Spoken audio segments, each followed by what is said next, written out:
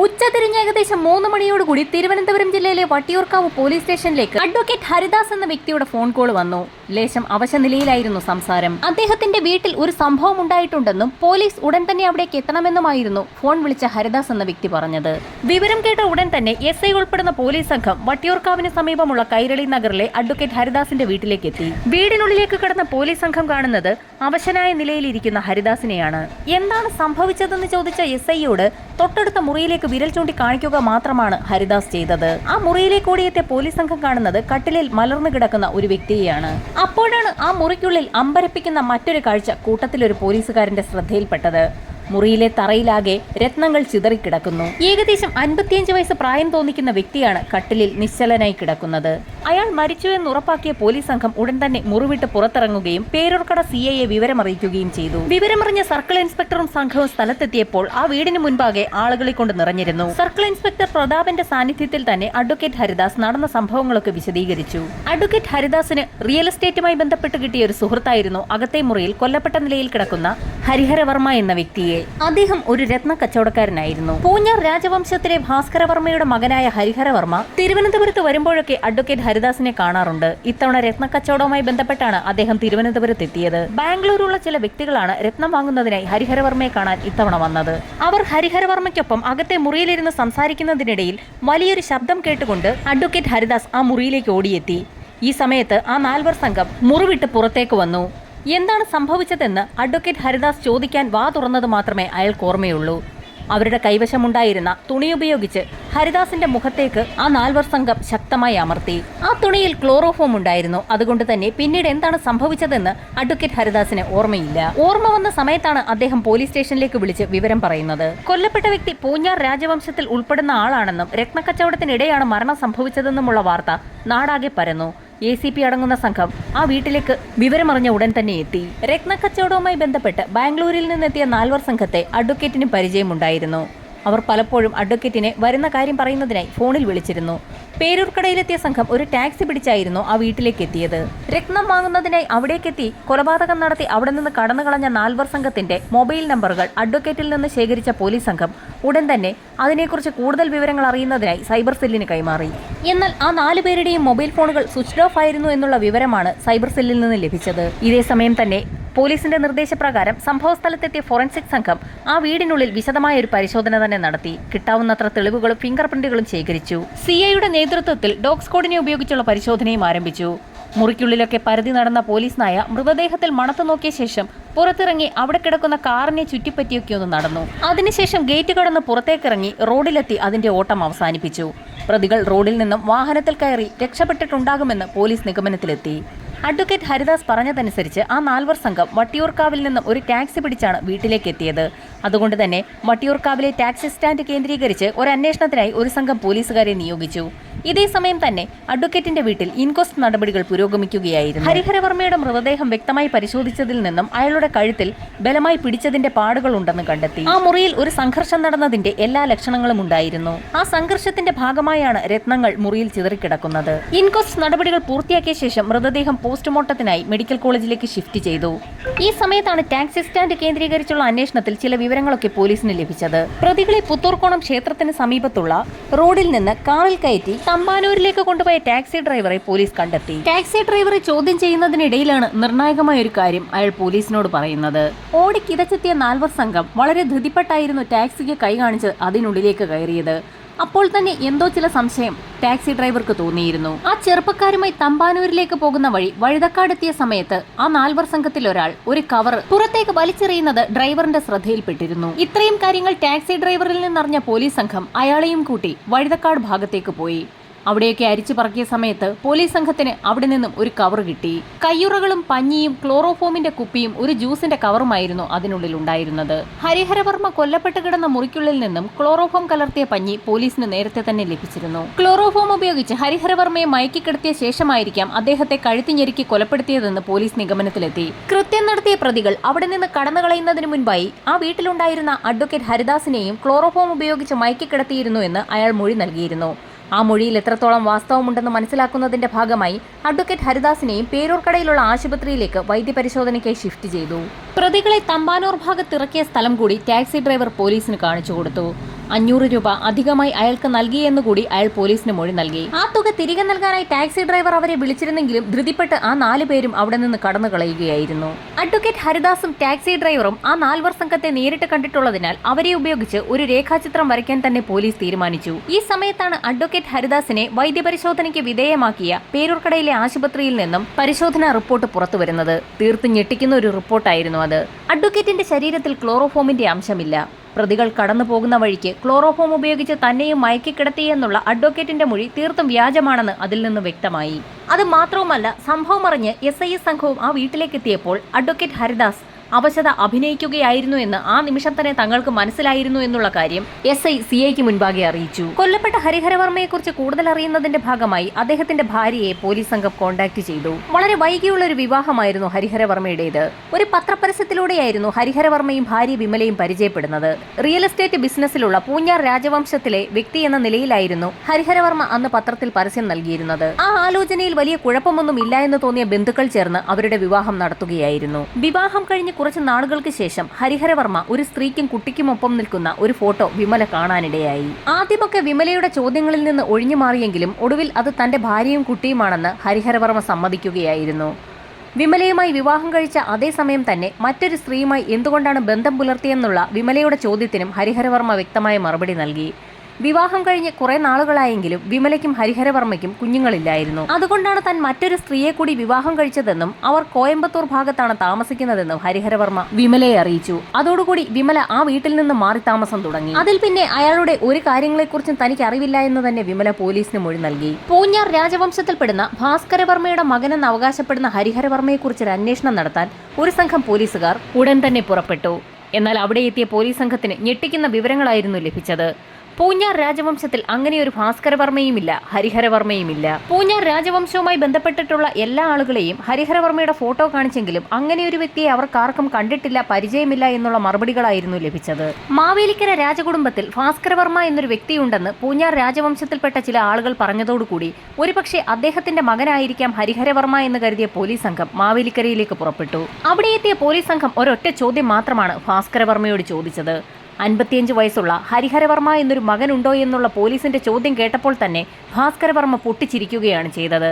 കാരണം കേവലം 65 വയസ്സ് പ്രായം മാത്രം വരുന്ന തനിക്ക് എങ്ങനെയാണ് 55 വയസ്സുള്ള ഒരു മകനുണ്ടാവുക? അങ്ങനെ ഒരു മകനുണ്ടെങ്കിൽ തന്നെ ഭാസ്കരവർമ്മയ്ക്ക് ഏകദേശം 9 വയസ്സ് പ്രായമുള്ളപ്പോൾ തന്നെ ആ മകൻ ജനിച്ചിരിക്കണം. ഭാസ്കരവർമ്മ മറ്റൊരു കാര്യം കൂടി പറഞ്ഞു. ഹരിഹരവർമ്മ എന്ന് പേരുള്ള ഒരു വ്യക്തി പോലും തങ്ങളുടെ മാവേലിക്കര രാജകുടുംബത്തിൽ ഉണ്ടായിട്ടേയില്ല എന്നാണ് അദ്ദേഹം പറഞ്ഞത്. മറ്റ് രാജകുടുംബങ്ങളിൽ തിരക്കിയപ്പോഴും സമാനമായ മറുപടി ലഭിച്ച സാഹചര്യത്തിൽ പോലീസിന് ആകെ സംശയമായി. ഹരിഹരവർമ്മ ഒരു രാജകുടുംബത്തിൽപ്പെട്ട വ്യക്തി തന്നെയാണെന്ന് പോലീസ് ഉറച്ചു വിശ്വസിച്ചിരുന്നു. കാരണം അദ്ദേഹം മരണപ്പെട്ട സമയത്ത് ആ മുറിയിൽ ചിതറിക്കിടന്ന രത്നങ്ങളായിരുന്നു അതിന് കാരണം. അത് മാത്രവുമല്ല, അദ്ദേഹത്തിന്റെ അലമാരിയിൽ നിന്ന് ലഭിച്ച ഡോക്യുമെന്റുകളും അഡ്വക്കേറ്റ് ഹരിദാസ് പറഞ്ഞ കാര്യങ്ങളുമൊക്കെ അദ്ദേഹം പൂർണ്ണമായും ഒരു രാജവംശത്തിൽ ഉൾപ്പെട്ട ആൾ തന്നെയാണെന്ന് വ്യക്തമാക്കുന്നതായിരുന്നു. പൂഞ്ഞാർ രാജവംശത്തിൽ ഉൾപ്പെട്ട ഹരിഹരവർമ്മയ്ക്ക് തന്റെ പിതൃസ്വത്തായി ലഭിച്ച രത്നങ്ങളാണ് താൻ കച്ചവടത്തിന് വെച്ചിരിക്കുന്നതെന്ന് അയാൾ അഡ്വക്കേറ്റ് ഹരിദാസിനോട് നേരത്തെ തന്നെ പറഞ്ഞിരുന്നു. ഹരിഹരവർമ്മയുടെ ഭാര്യ വിമലയുടെ മൊഴിയനുസരിച്ച് അയാൾക്ക് മറ്റൊരു ഭാര്യയും കുട്ടിയുമുണ്ട്. അവരെ ഒന്ന് കണ്ട് കാര്യങ്ങളൊക്കെ വിശദമായി തിരക്കാമെന്ന് തീരുമാനിച്ച പോലീസ് സംഘം പാലക്കാട് കോയമ്പത്തൂർ ഹൈവേയിലുള്ള ഹരിഹരവർമ്മയുടെ രണ്ടാമത്തെ ഭാര്യയെ കാണാൻ പുറപ്പെട്ടു. അവരുടെ പേര് ഗിരിജ എന്നായിരുന്നു. ഹരിഹരവർമ്മ രാജകുടുംബ അംഗമാണെന്നും അദ്ദേഹത്തിന് പറയത്തക്ക ബന്ധുക്കളൊന്നും തന്നെ ഇല്ല എന്നും റിയൽ എസ്റ്റേറ്റ് നടത്തുന്ന ആളാണെന്നും രണ്ടാം ഭാര്യ ഗിരിജ വ്യക്തമാക്കി. എന്നാൽ വിമല എന്നൊരു ഭാര്യ ഹരിഹരവർമ്മയ്ക്കുള്ളതായി തനിക്ക് അറിവില്ല എന്നുകൂടി അവർ പോലീസിന് മൊഴി നൽകി. ഗിരിജയുടെ വീട്ടിൽ നടത്തിയ പരിശോധനയിൽ പോലീസ് സംഘത്തിന് 3600-ൽ പരം രത്നങ്ങൾ കണ്ടുകിട്ടി. രത്നങ്ങൾക്ക് പുറമെ അമൂല്യമായ വിഗ്രഹങ്ങളുടെ ശേഖരം കൂടിയാണ് പോലീസ് കണ്ടെത്തിയത്. റിയൽ എസ്റ്റേറ്റ് ബിസിനസിന് പുറമെ രത്നക്കച്ചവടം നടത്തുന്ന ഒരു വ്യക്തി കൂടിയാണ് ഹരിഹരവർമ്മ എന്ന് നേരത്തെ തന്നെ ഗിരിജ പോലീസിന് മൊഴി നൽകിയിരുന്നു. അവിടെ നിന്നും ആ രത്നങ്ങളൊക്കെ പിടിച്ചെടുത്ത പോലീസ് സംഘത്തിന് വീട്ടിൽ നടത്തിയ വിശദമായ പരിശോധനയിൽ അലമാരിക്കുള്ളിൽ നിന്നും ഒരു പാസ്പോർട്ട് കൂടി കിട്ടി. കോയമ്പത്തൂർ രാമനാഥപുരത്തുള്ള കരുണാനിധി നഗറിലെ ഒരു വീട്ടഡ്രസ് ആയിരുന്നു പാസ്പോർട്ടിൽ ഉണ്ടായിരുന്നത്. അഡ്രസ് പരിശോധിച്ച പോലീസ് സംഘം ഉടൻ തന്നെ കോയമ്പത്തൂരിലെ ആ വീട്ടിലേക്ക് എത്തി. ഇപ്പോൾ ആ വീട്ടിൽ മറ്റാരൊക്കെയാണ് താമസം. അവർക്കാർക്കും ഹരിഹരവർമ്മ എന്നൊരു വ്യക്തിയെ അറിയില്ല. തൊട്ടടുത്തുള്ള വീടുകളിലൊക്കെ തിരക്കിയെങ്കിലും ഹരിഹരവർമ്മ എന്നൊരു വ്യക്തിയെ തങ്ങൾക്ക് പരിചയമില്ല എന്നുള്ള മറുപടിയാണ് പോലീസിന് ലഭിച്ചത്. ഹരിഹരവർമ്മയുടെ ഫോട്ടോ കാണിച്ചുള്ള അന്വേഷണം പുരോഗമിക്കുന്ന സാഹചര്യത്തിൽ ഒരു വീട്ടിലെത്തിയ സമയത്ത് ഒരാൾ ഒരു കാര്യം പറഞ്ഞു. കുറെ വർഷങ്ങൾക്ക് മുൻപ് ഫോട്ടോയിൽ കാണുന്ന രീതിയിലുള്ള ഒരു വ്യക്തി 2 പെൺകുട്ടികൾക്കൊപ്പം ആ വീട്ടിൽ താമസിച്ചിരുന്നു. എന്നാൽ അവരെക്കുറിച്ച് കൂടുതലൊന്നും അറിയില്ല എന്നായിരുന്നു അയാൾ പറഞ്ഞത്. പോലീസിന്റെ അന്വേഷണം ആകെ കുഴഞ്ഞു. ഹരിഹരവർമ്മയുടെ രണ്ടാം ഭാര്യ ഗിരിജയുടെ വീട്ടിൽ നിന്നും കണ്ടെടുത്ത ഡോക്യുമെന്റ്സുകളൊക്കെ വിശദമായി പരിശോധിക്കുന്നതിനിടയിൽ പോലീസ് സംഘത്തിന്റെ കാഴ്ചയിൽ ഒരു കാര്യം പതിഞ്ഞു. പാസ്പോർട്ട് എടുക്കുന്നതിന്റെ ഭാഗമായി ഹരിഹരവർമ്മ നൽകിയ അദ്ദേഹത്തിന്റെ SSLC ബുക്കിന്റെ കോപ്പിയായിരുന്നു അത്. അയാൾക്ക് SSLC സർട്ടിഫിക്കറ്റ് ലഭിച്ചിരിക്കുന്നത് എറണാകുളത്തെ മട്ടാഞ്ചേരിയിലുള്ള ഗുജറാത്തി സ്കൂളിൽ നിന്നാണ്. ഇത്രയും മനസ്സിലാക്കിയ പോലീസ് സംഘം ഉടൻ തന്നെ എറണാകുളത്തേക്ക് തിരിച്ചു. മട്ടാഞ്ചേരിയിലെ ഗുജറാത്തി സ്കൂളിലെത്തിയ അന്വേഷണം നടത്തിയ പോലീസ് സംഘത്തിന് തീർത്തും അമ്പരപ്പിക്കുന്ന വിവരങ്ങളായിരുന്നു ലഭിച്ചത്. ഹരിഹരവർമ്മ എന്നൊരു വ്യക്തി ആ സ്കൂളിൽ പഠിച്ചിട്ടേയില്ല. ഹരിഹരവർമ്മയുടെ SSLC സർട്ടിഫിക്കറ്റുമായി ആ സ്കൂളിന് യാതൊരു ബന്ധവുമില്ല. വ്യാജരേഖ നൽകിയാണ് അയാൾ പാസ്പോർട്ട് എടുത്തിരിക്കുന്നതെന്ന് ഇതിൽ നിന്ന് വ്യക്തമായി. ഈ സമയത്തായിരുന്നു പോസ്റ്റ്മോർട്ടം റിപ്പോർട്ട് പുറത്തു വന്നത്. ഹരിഹരവർമ്മ കൊല്ലപ്പെടുന്നതിന് മുൻപായി അദ്ദേഹം ക്ലോറോഫോം ശ്വസിച്ചിട്ടുണ്ട്. അതേ തുടർന്ന് ബോധരഹിതനായ ഹരിഹരവർമ്മയെ കഴുത്ത് ഞെരിച്ച് കൊലപ്പെടുത്തുകയായിരുന്നു. കഴുത്ത് ഞെരിക്കുന്ന സമയത്ത് ഞരമ്പുകൾ പൊട്ടി തലച്ചോറിലേക്ക് രക്തം ഇരച്ചു കയറി ബ്ലഡ് ക്ലോട്ട് ആയിട്ടുണ്ട്. അതിന്റെ ഫലമായാണ് അദ്ദേഹത്തിന് മരണം സംഭവിച്ചിരിക്കുന്നത്. അത് മാത്രവുമല്ല, ശരീരത്തിൽ ക്ഷതമേറ്റതിന്റെ പാടുകളുണ്ടായിരുന്നു. നാൽവർ സംഘം നന്നായി ഉപദ്രവിച്ച ശേഷമായിരുന്നു അയാളെ ബോധം കെടുത്തിയതും ശേഷം കൊലപ്പെടുത്തിയതും. ഹരിഹരവർമ്മയെ കൊലപ്പെടുത്തിയ ശേഷം നാൽവർ സംഘം തമ്പാനൂരിലെത്തി എങ്ങോട്ടേക്കാണ് കടന്നതെന്ന് വിശദമായൊരു അന്വേഷണം നടത്താൻ ഒരു സംഘം പോലീസുകാരെ നിയോഗിച്ചു. നാൽവർ സംഘത്തെ അത്ര വലിയ പരിചയമൊന്നും ഇല്ല എന്നായിരുന്നു അഡ്വക്കേറ്റിന്റെ മൊഴി. എങ്കിൽ പോലും അഡ്വക്കേറ്റ് ഹരിദാസിന്റെയും കൊല്ലപ്പെട്ട ഹരിഹരവർമ്മയുടെയും ഫോൺ റെക്കോർഡുകൾ വിശദമായി പരിശോധിക്കാൻ സൈബർ സെല്ലിന് നിർദ്ദേശം നൽകി. ഹരിഹരവർമ്മയുടെ കഴിഞ്ഞ 3 വർഷത്തെ കോൾ റെക്കോർഡുകൾ പരിശോധിച്ചെങ്കിലും അതിൽ അസ്വാഭാവികമായി ഒന്നും തന്നെ കണ്ടെത്താനായില്ല എന്നുള്ള സൈബർ സെല്ലിന്റെ മറുപടിയായിരുന്നു പോലീസിന് ലഭിച്ചത്. അഡ്വക്കേറ്റ് ഹരിദാസിന്റെ മൊബൈൽ ഫോൺ കേന്ദ്രീകരിച്ച് നടത്തിയുള്ള അന്വേഷണത്തിൽ നാൽവർ സംഘത്തിലെ ഒരാളായ ജിതേഷ് ഇടയ്ക്കിടയ്ക്ക് അയാളെ വിളിച്ചിട്ടുള്ളതായി കണ്ടെത്തി. ചോദ്യം ചെയ്യലുമായി ബന്ധപ്പെട്ട് ഹരിദാസിനെ നേരത്തെ തന്നെ കസ്റ്റഡിയിലെടുക്കാൻ തീരുമാനിച്ചിരുന്ന പോലീസ് സംഘം ഇതൊരു കാരണമാക്കി അയാളെ കസ്റ്റഡിയിലെടുത്ത് ചോദ്യം ചെയ്യൽ ആരംഭിച്ചു. ഏകദേശം 6 മാസങ്ങൾക്ക് മുൻപാണ് ജിതേഷ് എന്ന വ്യക്തി അഡ്വക്കേറ്റ് ഹരിദാസിന്റെ വീട്ടിലെത്തുന്നത്.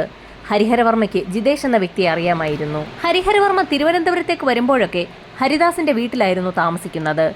അങ്ങനെ ഒരു ദിവസം ജിതേഷ് ഹരിഹരവർമ്മയെ കാണാനായി എത്തിയിരുന്നു. അവർ വരുമ്പോഴൊക്കെ മുറി അടച്ചിട്ടാണ് സംസാരിക്കുന്നത്. അതുകൊണ്ട് തന്നെ അവർ തമ്മിൽ പറയുന്ന കാര്യങ്ങളൊന്നും തനിക്ക് അറിവില്ലായിരുന്നു എന്ന് അഡ്വക്കേറ്റ് പോലീസിന് മൊഴി നൽകി. ഹരിഹരവർമ്മയെ കാണാനായി ആദ്യമായി ജിതേഷ് വന്ന സമയത്താണ് താനും അയാളെ പരിചയപ്പെട്ടതെന്ന് അഡ്വക്കേറ്റ് പോലീസിന് മൊഴി നൽകി. ഈ സമയത്തായിരുന്നു സൈബർ സെല്ലിന്റെ ഭാഗത്തു നിന്നും വളരെ നിർണായകമായ ഒരു ഇൻഫർമേഷൻ പോലീസിന് ലഭിച്ചത്. നാൽവർ സംഘത്തിൽ ഒരാളായ ജിതേഷിന്റെ മൊബൈൽ ഫോൺ സ്വിച്ച് ഓൺ ആയിരിക്കുന്നു.